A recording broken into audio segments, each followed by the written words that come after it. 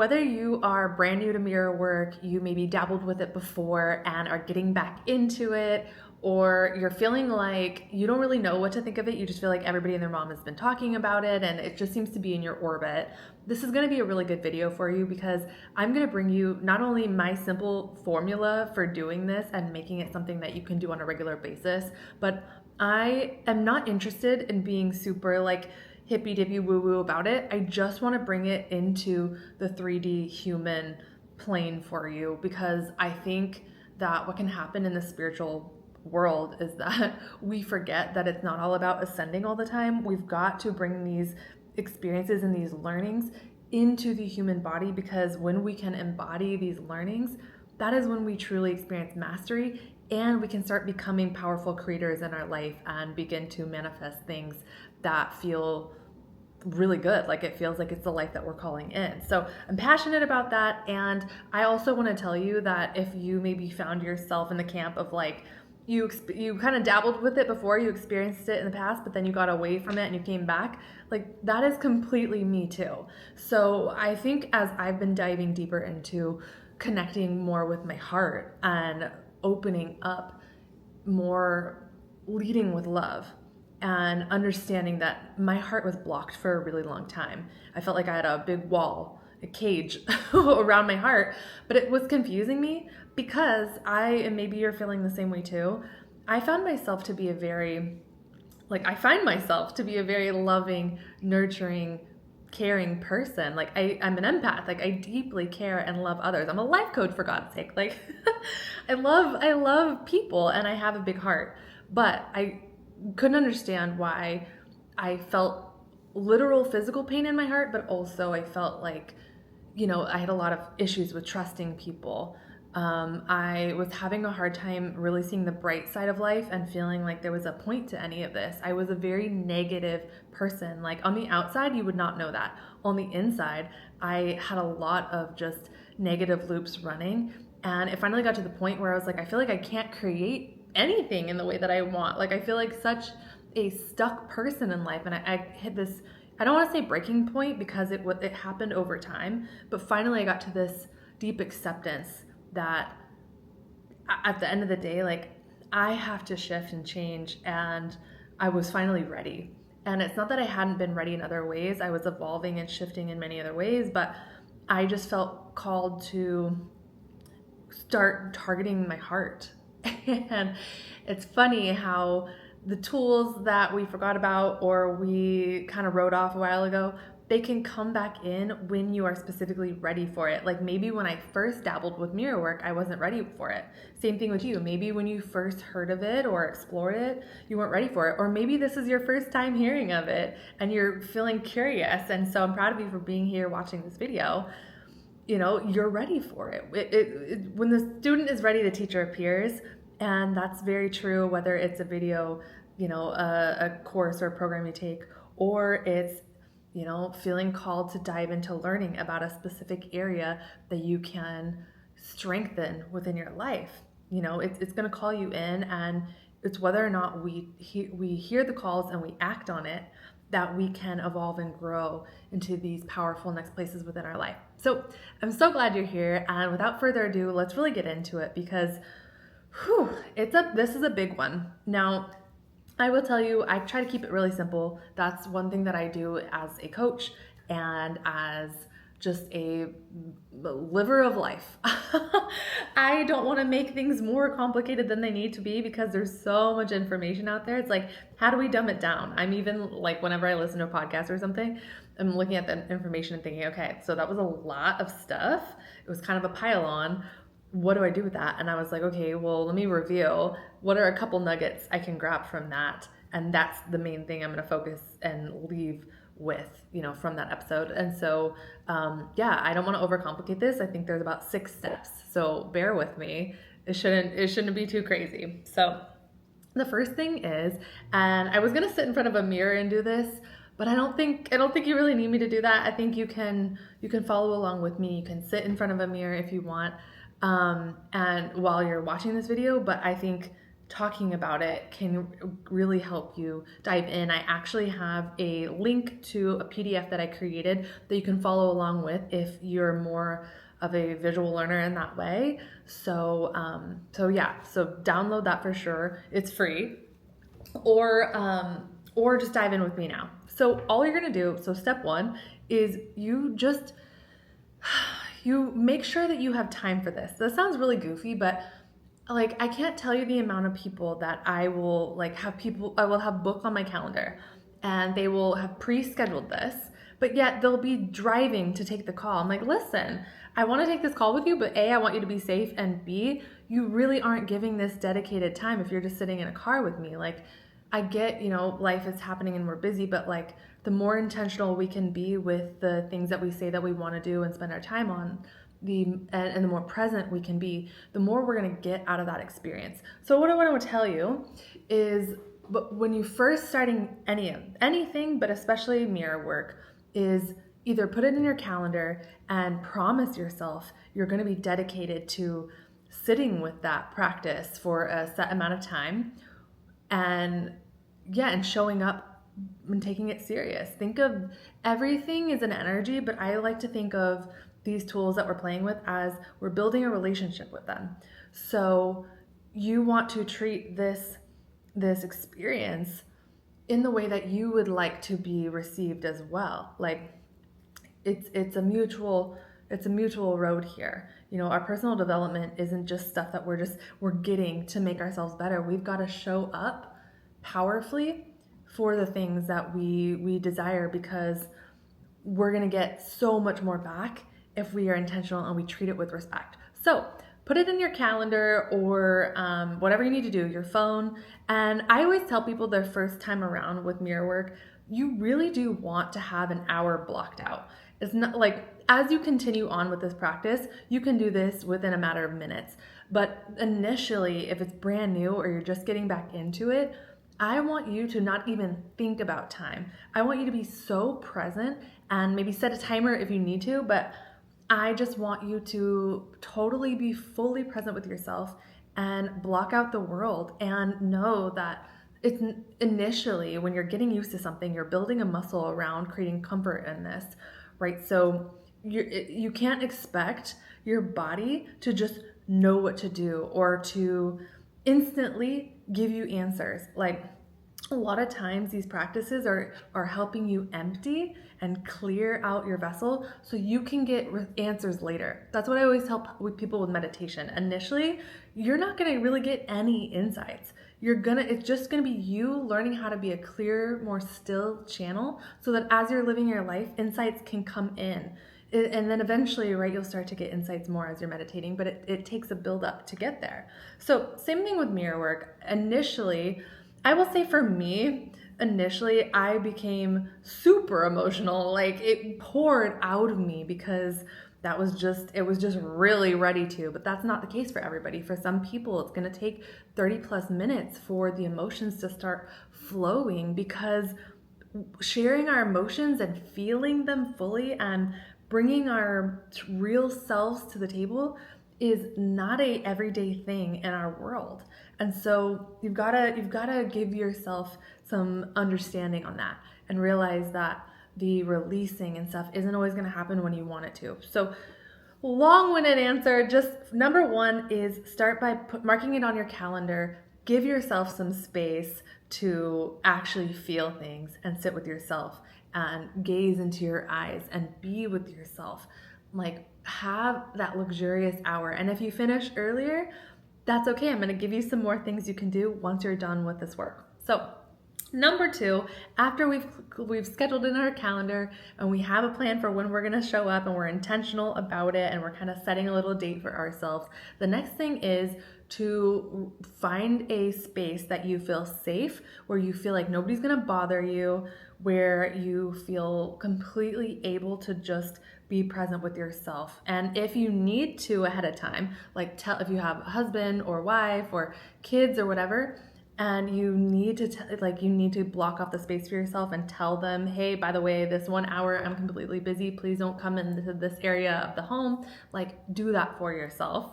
But once you have it blocked out and you feel like you found a space for yourself, what I like to do is tell people to just get comfortable. Like, put on some comfy clothes. You don't want to feel constricted anyway. You want to feel just hugged. And my first time with mirror work, I actually brought a big old blanket in with me. There's something about being wrapped in a blanket where you just feel like you're getting a big hug and you're just like totally being wrapped in love from the universe. So, and just supported by like Big Daddy in the sky. You're just like, he's got me. So I just recommend putting on some comfy clothes, or making it romantic, like dressing however you want to, I don't know, feel luxurious with yourself. Like, it's really not about that. It's just about feeling good in your vessel. And I find that for me, like, not having constricting tight like yoga pants even, it's like I just want to wear full sweatpants, a big baggy shirt, pull my hair back. Like, I just want to be kind of covered in that way. It just feels really good. And when you're in that space, I recommend sitting down. Some people, maybe you've got a smaller counter situation in your bathroom if that's where you're doing it. So I get that. So just like try to lean in, maybe put something comfy on the countertop so you can kind of rest on it. But just something to make the space feel like it's welcoming you, it's hugging you, it's giving you an opportunity to be nurtured. That is key, because when we feel safe, that is when emotions can flow. When our body feels like it's protected, that is when stuff can come to the surface. This is why I tell people, when you're like in a relationship and you're having weird, maybe you like, for some reason, even though you love your partner and you guys are so close, like they just trigger you the most, and you're not always nice to them, even though they're your partner and you love them. It's because subconsciously you feel so safe with them that you're safe to like let it out at them. And it's unfortunate, and that's stuff that we work through, right? But it's why that happens. So it's kind of the same principle here. Get comfy, get cozy, allow your body to breathe, and then and show up in the space. And I recommend when you sit down, before you even start, right, kind of set the mood a little bit. And you can do candles if you want. I recommend silence. I used to recommend doing a guided one of these, but I think initially allow yourself to just be with yourself in silence, because it's so powerful. And then eventually you could bring in other ways to do it. But so step number 2, sorry, this is getting jumbled. I don't have my notes in front of me. I just was kind of rolling off of the way that I do it. So get comfy, sit down, and then take a couple breaths. I like to roll my shoulders forward and back, up and down. Maybe you can do this with me right now. It feels really good. I like to just kind of move my neck side to side, forward and back, do maybe a couple neck rolls, and then just exhale. I like to inhale and just imagine light filling me up, and then I exhale and imagine just like this black smoke leaving my breath, almost as if all the heaviness and density that I lifted from the bottom as I was breathing up, exiting out. And I just imagine myself flowing with that breath a couple of times. And then after a few of those, that really leads us into step number 3, where you can begin the practice. Do you see how we haven't just jolted ourselves into this practice? We haven't just forced ourselves to go into it and just like create this kind of aggression towards it. It's really, the whole practice is about compassion and setting intentions and connecting with yourself. And it's kind of like foreplay. Like, you always want to have some kind of buildup before the actual act, because it allows you to sink in deeper and feel that sense of safety within yourself. So from there, it's now that we're comfy, we're cozy, we're centered, we've been breathing, we feel calm and ready to go. Now is literally, you're just looking at your pupils in the mirror. I tell people, don't just look at your face. Like, do it all, right? Look at your face, scan your face, notice yourself, adore yourself. Try to not judge yourself, but I'll get into that in a second. While you're staring at yourself, I really tell people, look directly into your pupils. And I say that because you will do that and you will immediately be like, whoa, there is somebody in there. It's not just me. I have a teammate in this. And that is what you are connecting to in mirror work. It is literally you looking into your pupils, and you will start to notice, oh, there's something feeling an emotion there.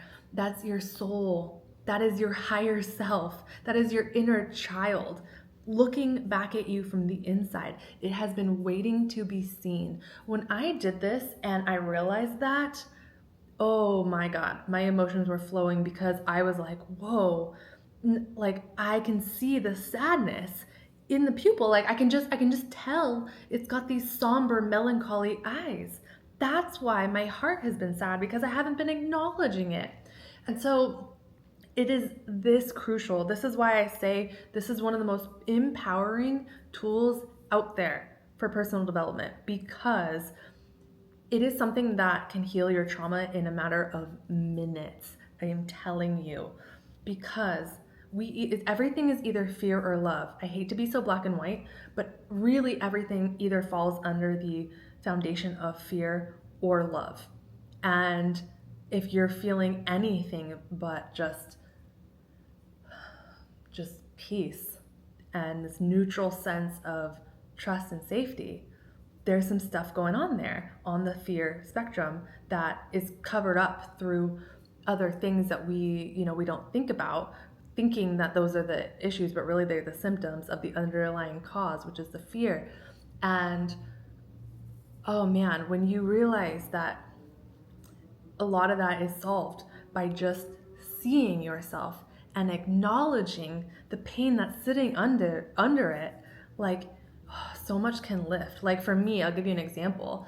I did it the other day. It was a very powerful session, and I looked at myself in my pupils, and I just took myself in and I could see these melancholy pupils. I was like, oh my gosh, my inner self is really sad. And I didn't sit there and say, oh, I wish I wasn't sad. Like, why is this happening? I sat with compassion and I asked myself, why? Why do you feel sad? And this is what's key in this. Like, it doesn't matter really how long you decide to do this exercise. I always tell people, do this until you feel complete. Do this until you feel lighter. And for me, I realized, oh my gosh, I was scared. So behind the scenes, what I haven't really shared with a lot of people is that I'm in the midst of a big old transition. And now I've had a lot of this journey of starting this business the last 5 years, but like about a few months ago, I kind of got this nudge via my intuition that I was meant to be a blank slate. And I was meant to basically start all over and let go of everything that didn't feel good. And what's scary about that, it was pretty much my entire livelihood didn't feel good. Like there was so much force in it. I love my clients and stuff, and so I'm shifting gears with the way that I'm doing things like that. But there was just so much efforting, so much trying and working so hard and pushing myself uphill, and it was just starting to feel really heavy and dense, and it wasn't feeling light and good anymore, and I was forgetting the reason I started in the first place, and I was just not feeling like myself. And so basically with this realization that it's time to let everything go, I realized I had to take a big old leap of faith to let it go without any sense of what's ahead. I literally had no idea, and I took the leap. And this is what I help people do as well, is how to feel safe to take a leap when you can't see anything in front of you. You don't know how to move. And so I did that. And now luckily things are forming and it's happening and I'm feeling really good and excited. But it's still, it's still forming. I'm still in it. And I didn't realize that I wasn't allowing myself to admit that I was afraid.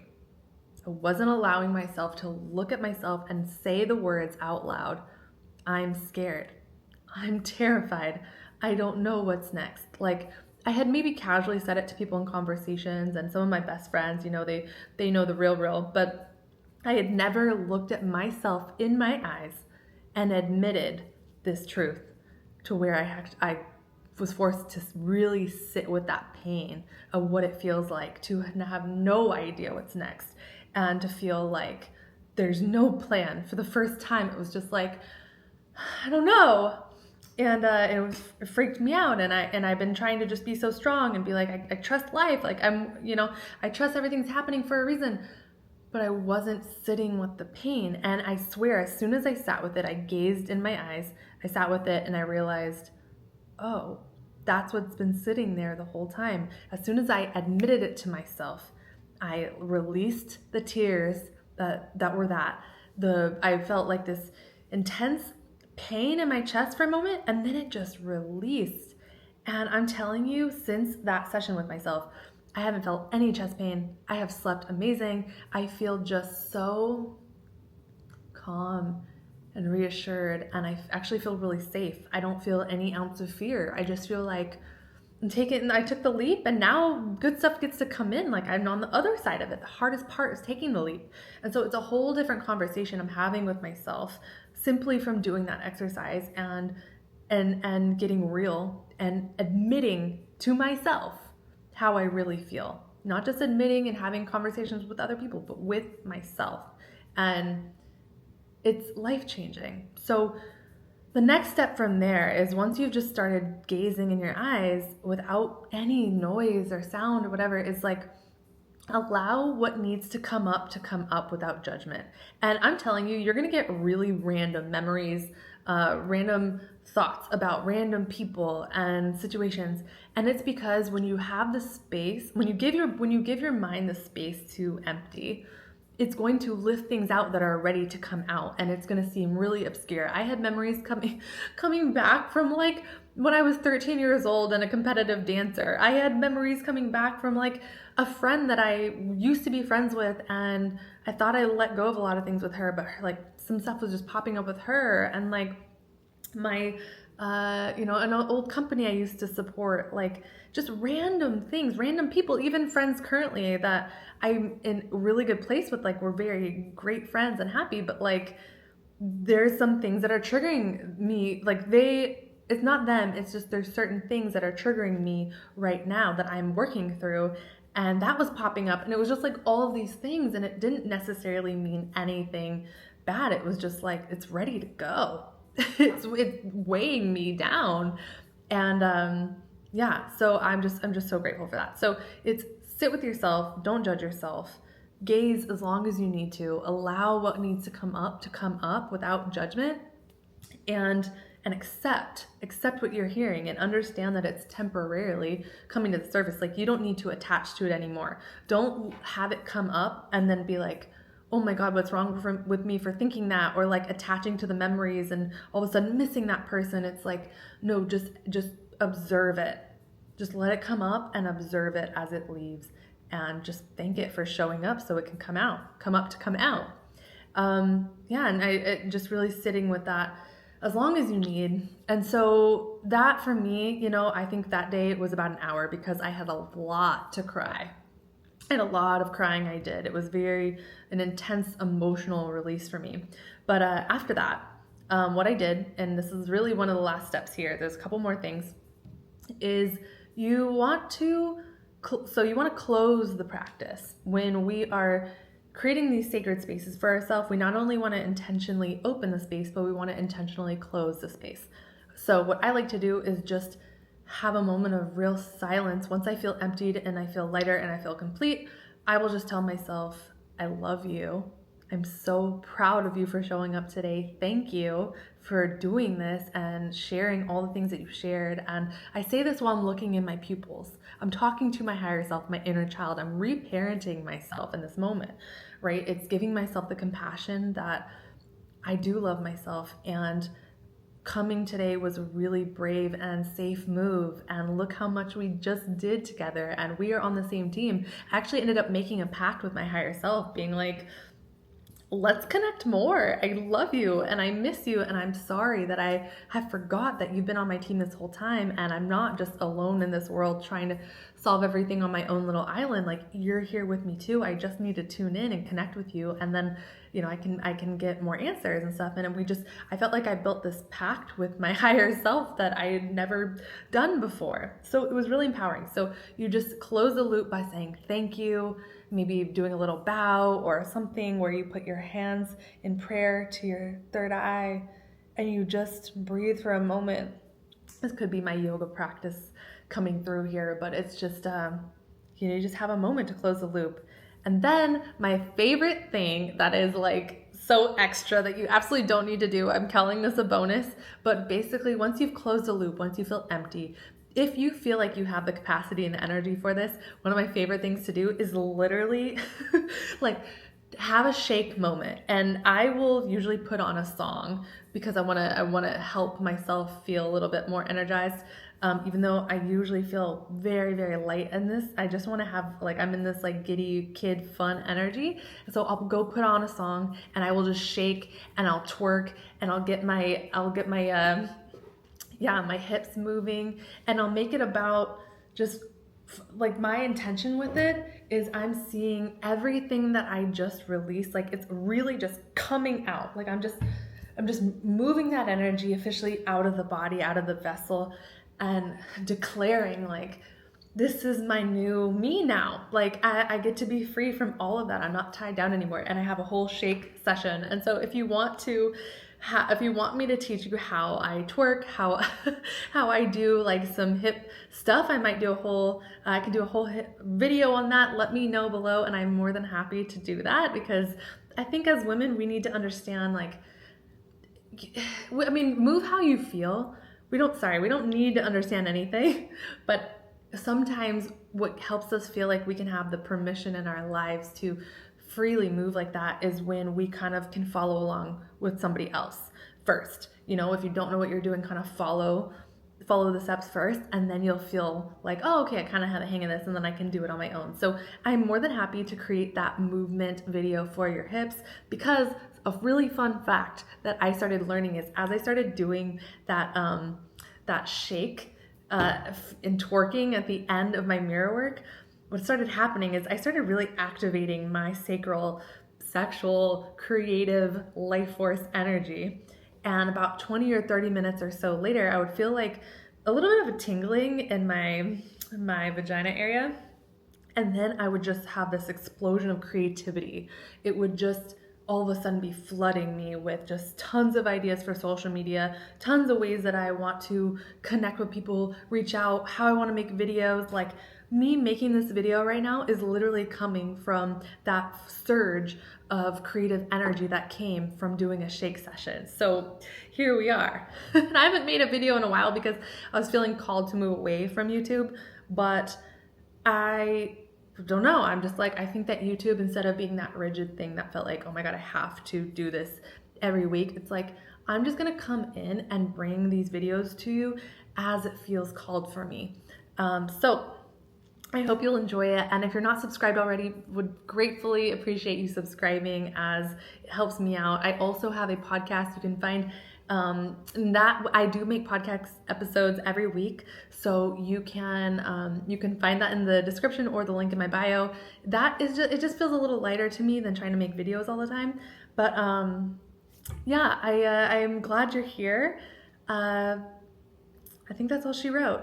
Enjoy it, have fun. Again, if you need, I've got the document, the PDF document that walks through all of this step by step down below. So be sure to click that. It's totally free. My gift to you, because I want every woman diving into mirror work and understanding how freaking powerful it is, and how you don't need a lot of programs and mentors and coaches and all these things. Like you just need to know how to use the tools that you already have inside of you. That's it. And moving forward, like that's what I teach. And if you want to learn how to activate your intuition, you want to learn how to activate these tools, feel safe to use these tools, that is why I have one-on-one. So you can work with me individually if you'd like, to dive into how to activate this stuff. I like to say that I'm the coach that is like Hinge, right? Like I'm the coach where you work with me and you never need a coach again kind of thing. I'm gonna teach you how to be sovereign and trust yourself and your journey and your process, and tap into the tools that are inside of you, so then you can move forward forevermore, just this powerhouse of a woman. Okay, I love you.